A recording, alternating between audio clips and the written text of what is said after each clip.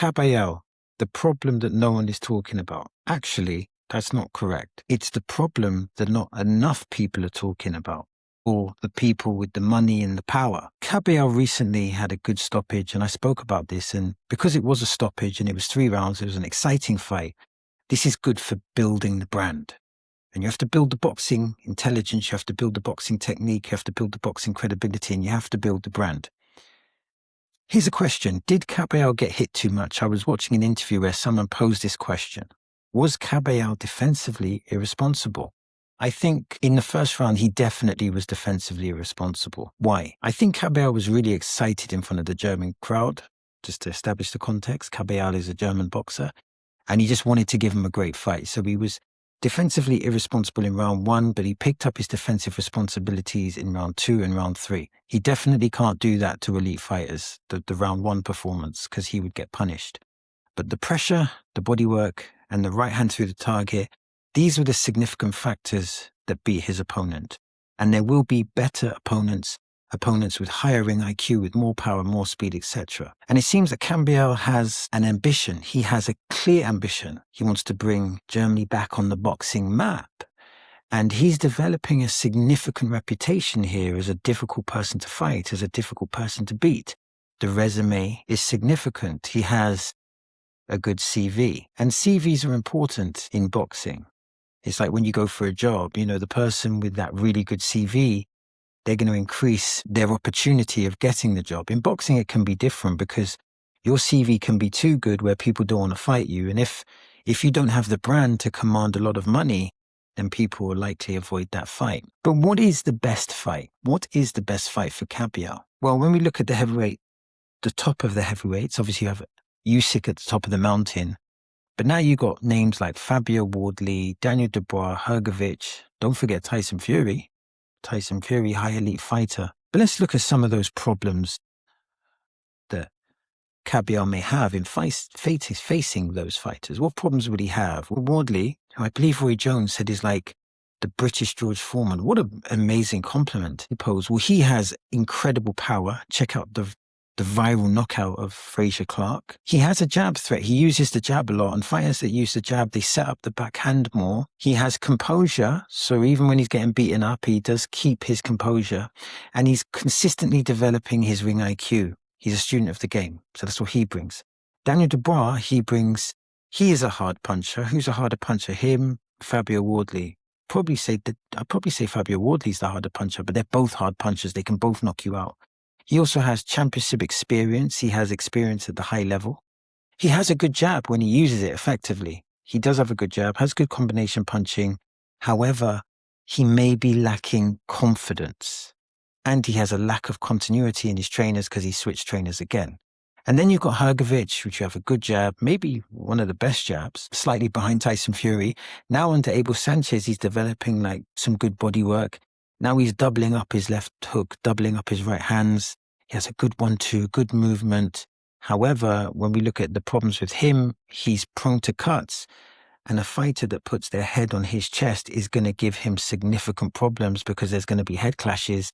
And in the last 3 fights, Hrgovic comes out worse. But these would be very challenging fights. Maybe 50-50, 60-40, depending on the opponents.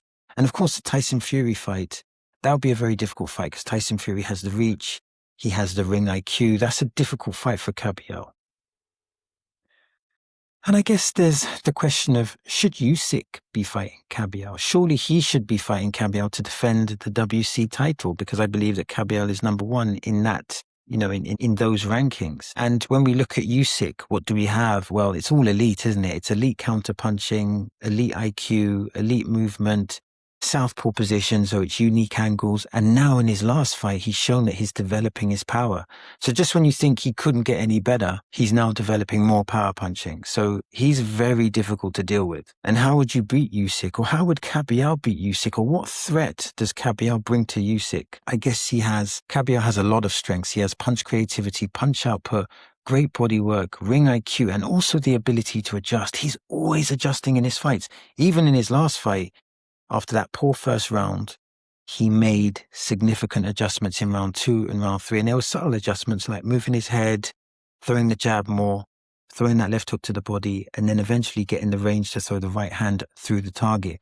Kabayel makes adjustments, and he's able to make adjustments. I'm assuming they must have a very good boxing system over there. And Kabayel needs to keep building on this recent exposure. Like I said, he's being talked about, but he's not being talked about enough. He's known to the boxing fans, but not really to the casual fans. And that's the big thing, isn't it? You need to be talking to the boxing fans and the casual fans, metaphorically speaking. He needs those viral moments. You could argue he would have had partly that viral moment against Zhilei Zhang and Deontay Wilder, but he needs to keep building. Because if he can build the brand successfully, the other boxers will come because the money will come. And that's the thing. People will only take the risk if the financial rewards are there. So Kabayel needs to keep building, keep being mentally strong, keep training.